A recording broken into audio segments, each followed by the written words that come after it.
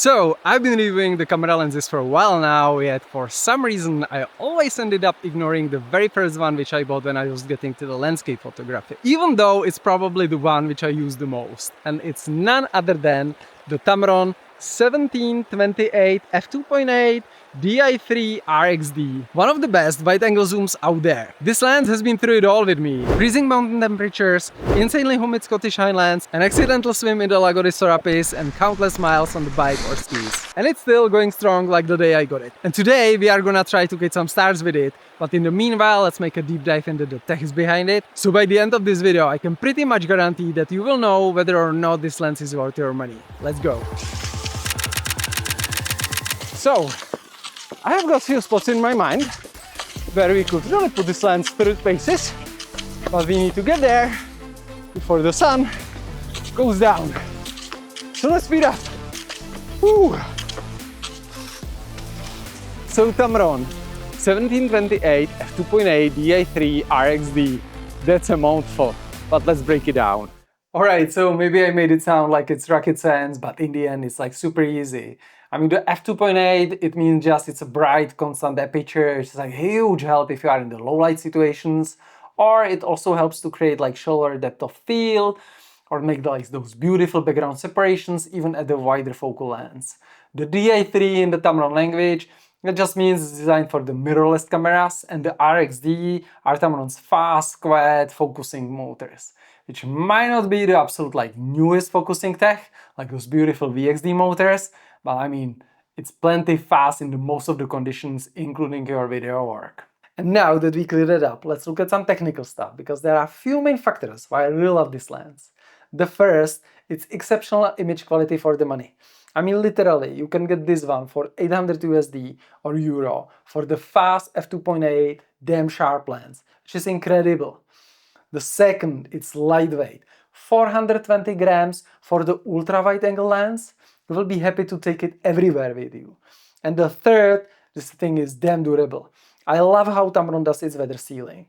It's like it's been through most of the conditions with me. Heavy snow, extreme humidity, you name it. And even after 5 years of almost daily usage, it's still going super strong. And for those of you who are more technically inclined, the 17-28 has 13 elements in 11 groups, which are really well designed to suppress any chromatic aberrations as much as possible.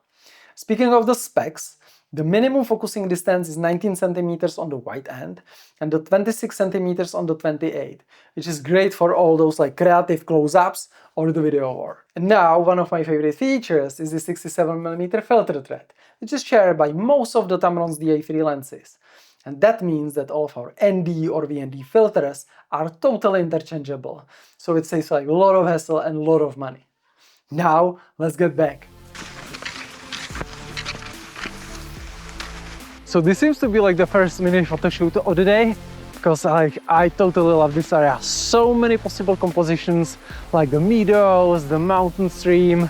So pretty here, but we need to be really fast because the sun is going down and I don't have much time.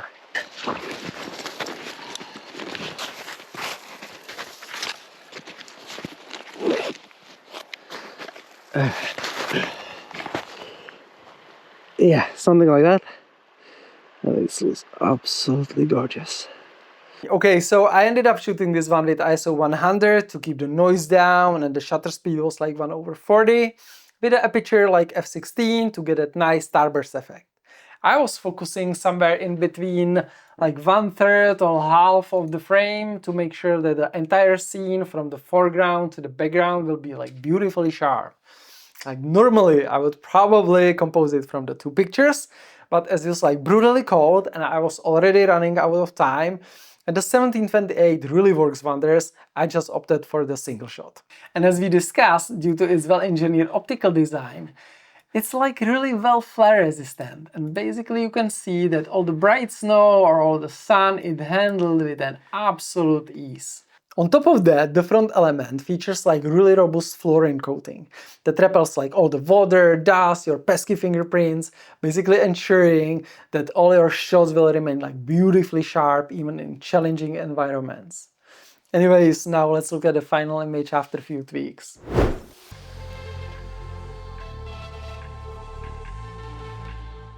Now, few words on the image quality and overall sharpness. As the MTF chart suggests, the 1728 delivers outstanding resolution and contrast across the frame. The center is exceptionally sharp even when shooting wide open, and yeah, there is some fall towards the extreme corners, it's like typical for the wide-angle lenses, but the overall performance remains absolutely impressive. And this all means that you can capture beautifully rendered details and consistent clarity, no matter if you are shooting like architecture or some extensive landscapes. And now we should look also to the distortion, because on the 17mm focal length there is definitely some barrel distortion visible.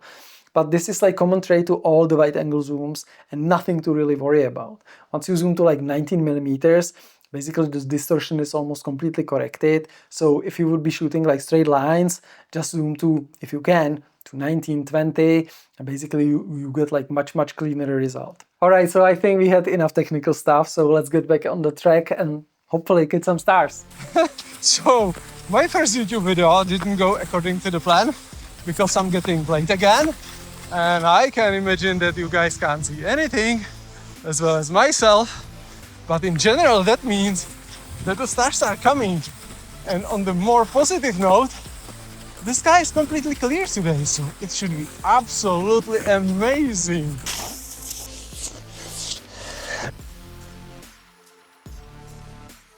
So, yeah.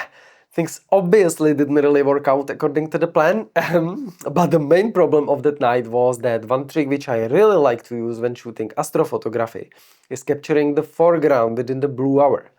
That way I can keep my ISO like really low. I mean literally I can go to 100 without any problem and end up with much cleaner shot of the landscape. Then later that night I would just capture the stars from the exact same spot and blend both images together in the post to get a final shot. Well, unfortunately, it didn't really work out this time because I totally underestimated the time which I will need to spend shooting the video about the journey and also how bad was my physique after all that Christmas cookie eating. But anyways, the great thing is that the sky was like really absolutely clear that night and also the light pollution was fairly okay.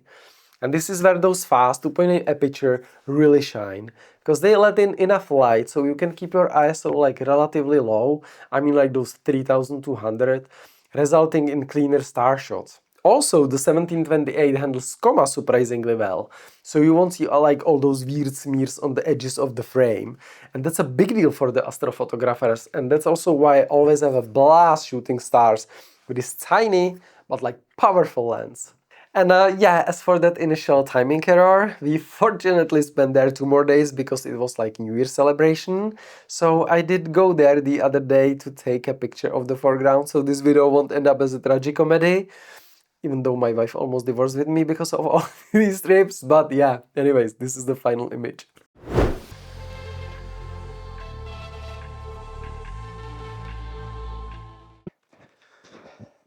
So yeah, this is your cheat code for your beautiful, noise-free foregrounds for your astrophotography. You just need to be here on time. Then you make your compo, wait for the blue hour, take the shot, wait for the stars, and stitch it together in the post. So see you in the studio. So there you have it. Daytime, nighttime, everything in between. This little beast never lets you down. Sure, it might not have like every modern feature. I could definitely imagine the USB-C port for the lens customization and also like a little wider focal range.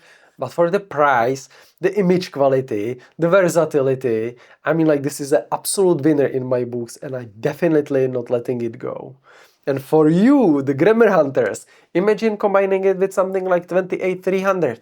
Like then you are covered from 17 to 300 within like 1 kilo and 30 grams. Isn't it insane? Anyways, that's it. If you find it helpful, hit the like, follow, comment, all that stuff. And thanks a lot for watching. See you in the next one.